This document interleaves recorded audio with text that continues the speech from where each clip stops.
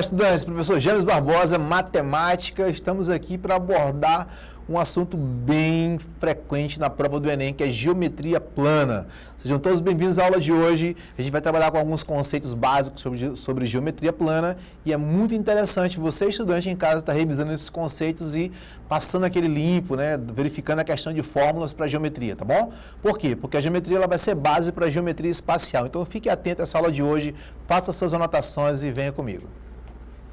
Bem, na primeira aula a gente trabalhou com a parte de função e na segunda aula com a parte de estatística, a parte de espacial e, importantíssimo, o top 4 aqui que envolve a parte de geometria plana, ela vai envolver conceitos como cálculos de figuras como... Aí nós temos aqui, ó, a área de matemática, né, que estuda as figuras planas dedicadas nos conceitos primitivos, você tem a questão de planos, pontos, e o que é mais relevante para a gente entender aqui? A ideia de cálculos de área e de perímetro, né? Você vai encontrar aqui em relação a vários tipos de figuras. A geometria espacial, com a diferença, a primeira é bidimensional e a segunda tridimensional.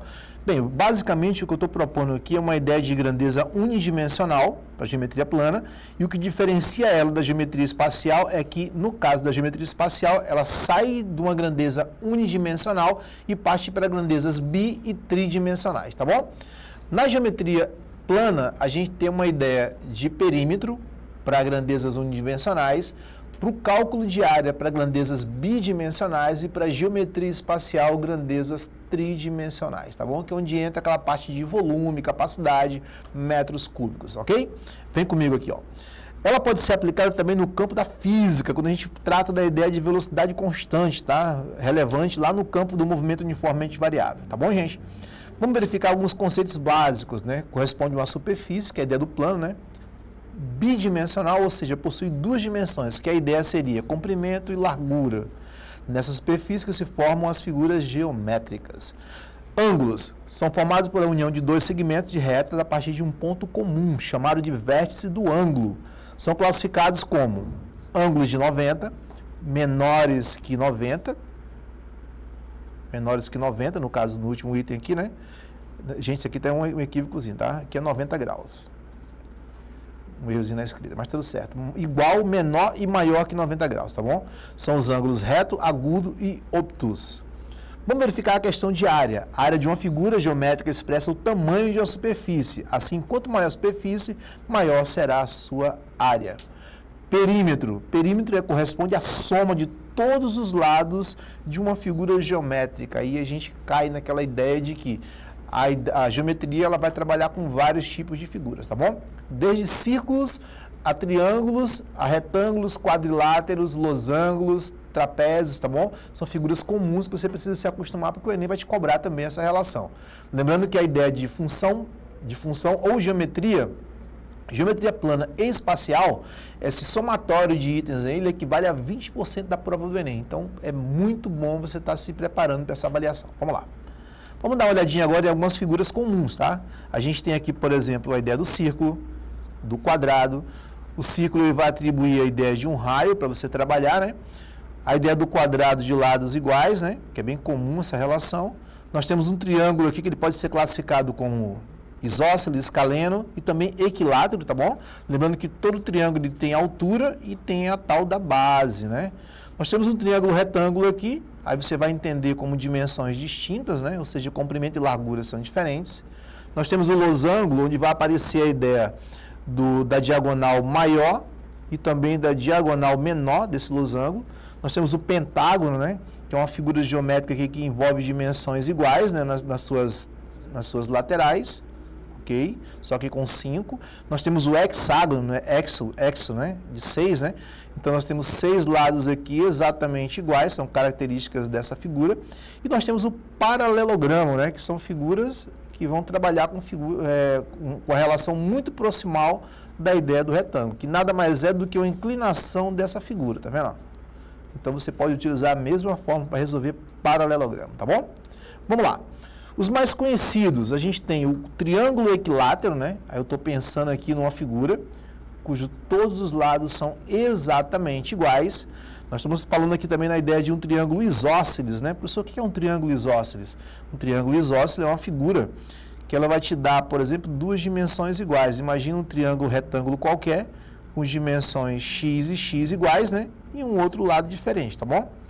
E nós temos aqui, para finalizar, um triângulo bem conhecido, que é o escaleno. Professor, qual a importância do escaleno? Todo triângulo cujas dimensões laterais, ou seja, os comprimentos laterais são diferentes, tá vendo? Ó?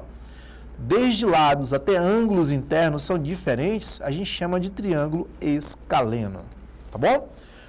Quanto à medida de ângulos, a gente tem aqui, ó, triângulo retângulo, ele sempre vai aparecer com a figura de um ângulo de 90 graus. São os famosos triângulos retângulos. Você já associa a ideia do triângulo retângulo à ideia do Pitágoras, tá bom? Bem, triângulo obtusângulo, nesse caso aqui, ó, são ângulos maiores que 90 graus. Então, você imagina, por exemplo, uma figura como essa aqui, ó. Aqui, olha o ângulo que ele vai projetar aqui, ó. Esse ângulo aqui é maior que 90 graus, conhecido como obtusângulo, tá bom? O triângulo acutângulo, nome um pouco estranho, né? Mas ele aparece o quê? Com dimensões menores que 90. Imagina aí, você pega um triângulo qualquer, aí você tem aqui, por exemplo, um de 50, você tem aqui, por exemplo, um de 70 e você tem, por exemplo, um de 60, tá vendo? Ó? Todos os ângulos internos desse triângulo são menores que 90 graus, tá bom? É uma característica do triângulo acutângulo. Ok, pessoal? Conceitos básicos para a gente estar verificando. E agora a gente vai para as fórmulas, tá bom? Que é importante você estar abrindo o seu caderninho em casa, fazendo essas anotações, porque o Enem vai te cobrar, você precisa ter dimensão ou alguma dimensão dessas fórmulas. Vem comigo. A gente tem aqui, por exemplo, a ideia do triângulo retângulo, lembrando que a gente vai classificar em vários, né? Nós temos a área, representado pelo A, nós temos a base e nós temos a altura. Esse triângulo aqui, no caso, né, é um triângulo isósceles, tá, gente? Você tem as laterais aqui exatamente iguais. Logo abaixo você tem um quadrado.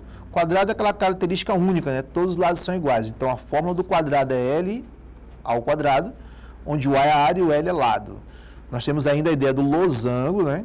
O losango tem dimensões de Dzão e Dzinho, né? Que é o diagonal maior e a diagonal menor, tá bom? Fórmulazinha, parece muito com a fórmula do triângulo, só que agora não seria o Dzão vezes o Dzinho dividido por 2, onde o D representa a diagonal maior e o Dzinho a diagonal menor. Nada pode passar nesse cálculo, pessoal. Você, estudante, está anotando aí, ó, não esquece. A ideia do triângulo, do retângulo, são dimensões diferentes, ou seja, tem um base e altura, né? Calculado aqui pela base vezes a altura, todas as dimensões. É o triângulo retângulo, tá bom? Por que é retângulo, professor? Porque ele admite ângulos internos de 90 graus, tá bom? Pronto, nós temos essa relação. E esse aqui, ó, que também cai muito, inclusive em sólido de revolução, vou trazer uma questãozinha para vocês de sólido de revolução, que envolve trapézio. Trapézio, ele tem as dimensões de base menor, base maior, né? E tem a questão da altura. Olha a fórmulazinha que eu vou trabalhar. Base maior mais base menor vezes altura dividido por 2, tá bom? Esse trapézio pode ser conhecido também como trapézio isósceles, ou seja, quando eu tiver essas duas dimensões iguais. Meu desenho não está muito bom não, mas imagina aí que eu tenho um triângulo, eu tenho um trapézio isósceles, ou seja, esse lado aqui de inclinado é exatamente igual ao outro, tá bom? Onde eu tenho um Bzão aqui e aqui eu tenho um Bzinho, tá bom? E, por último, e não menos importante, nós temos o círculo, né?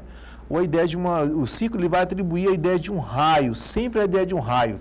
Fica a dica aí, ó, π raio ao quadrado, ou seja, πr ao quadrado, onde o π é o correspondente de 3,14, o raio é a dimensão que eu tenho, ou seja, metade da minha diagonal, ou seja, o raio é a metade da diagonal, tá bom?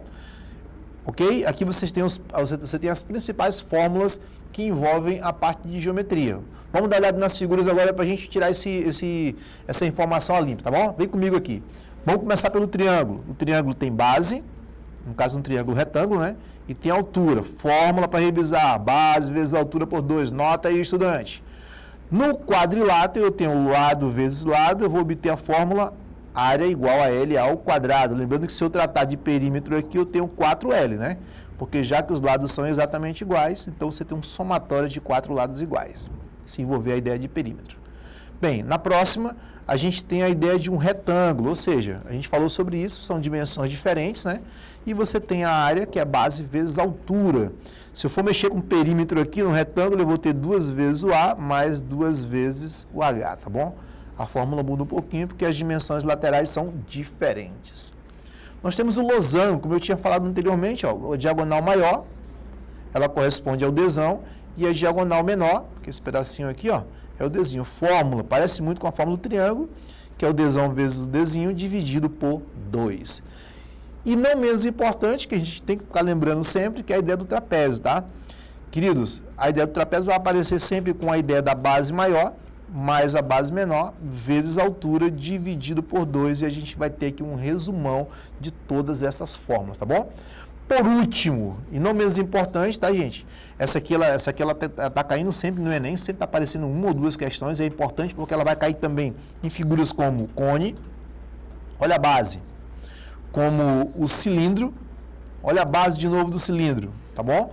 Como o tronco de cone, né? Aquelas figuras onde aparecem com duas circunferências.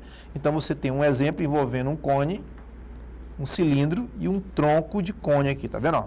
Que envolve bases circulares. Fórmulazinha, πr ao quadrado, onde o π vale 3,14 e o r representa o raio da circunferência. E aí a gente faz uma revisão rápida aí sobre geometria plana, revisa esses pontos, decore essas fórmulas, dá uma olhadinha, porque você vai precisar delas na prova do Enem, tá? Até a próxima.